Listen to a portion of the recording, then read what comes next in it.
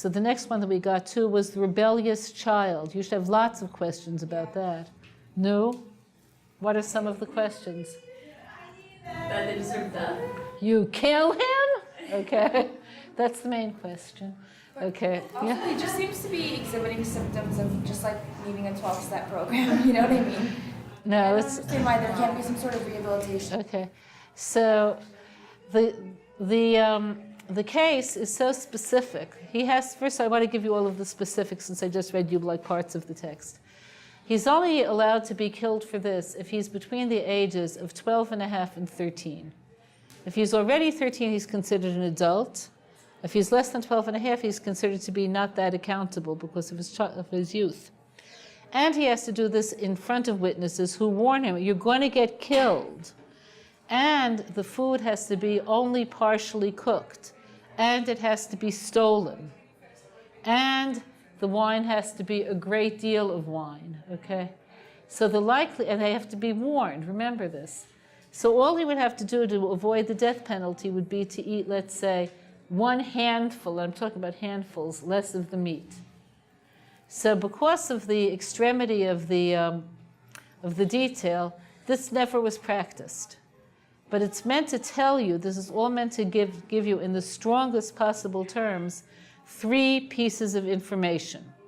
1, who you end up being has something to do with what you begin with. When you make bad choices at a certain point of your life, this could follow you the rest of your life if you don't take yourself in hand. That's number 1. Number 2, as a parent, if you overindulge your children, you teach them not to be able to control their desires, which in the adult world won't work.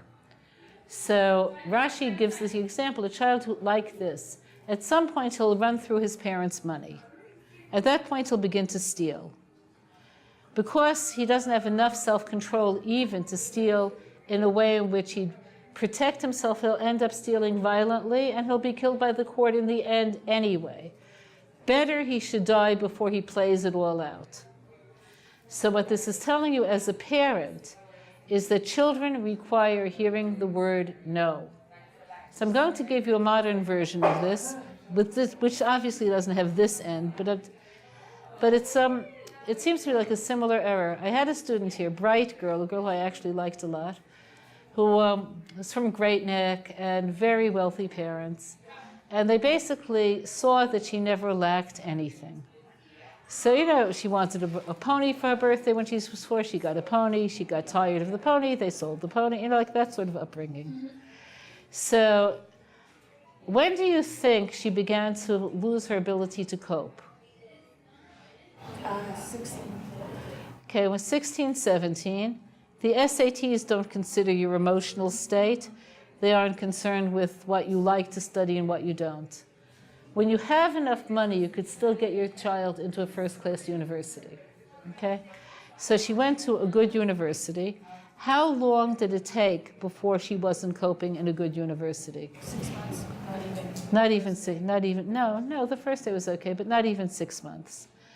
Okay, with tutors, with a lot of money, with this and with that, did she eventually graduate? But not from where she started. Okay, that just wasn't possible.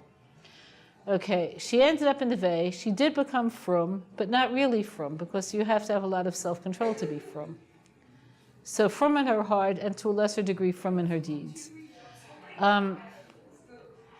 Career-wise, she can't hold any job.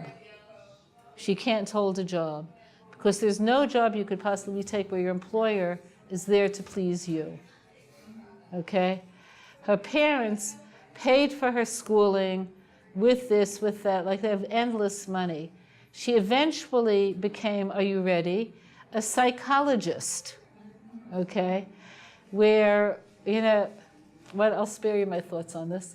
So her present career is that she works with women with cancer, to help them accept their situation by cosmetic surgery, having beauticians come, it's a totally meaningless job. Okay, you could see this? Could she marry? Could she hold a marriage? No. Okay, so right now she lives in Manhattan.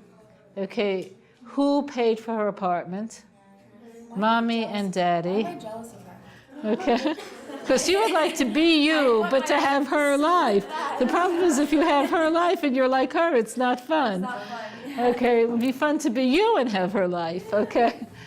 Okay, so her parents paid for her beautiful apartment in Manhattan, but she lost the apartment. How do you lose a paid-for apartment in Manhattan? You don't pay your bills.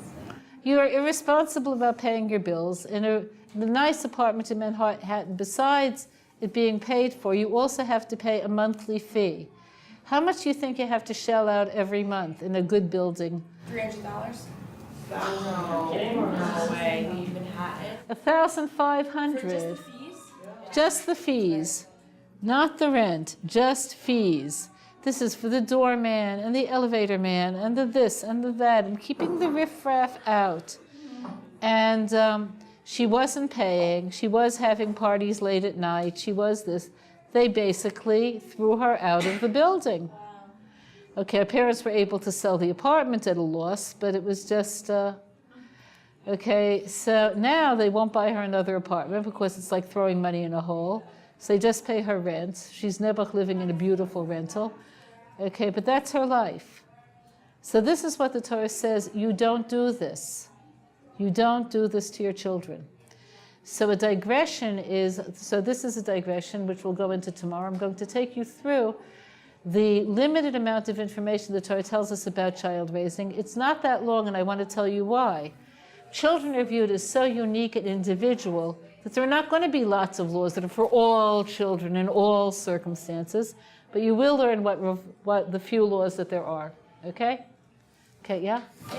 I know this sounds like maybe it's a stupid question, but is it possible there's a rule like not to have an only child, that you're supposed to have more than one? So I feel like You're supposed to have 2 children minimally. okay, yeah. Yeah. So stupid that it's like, Yeah, no, it's not stupid. I was an only child.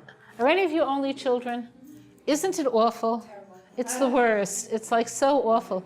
You get so much mal-directed emotional intensity from your parents who mean well, and like nobody could live with this.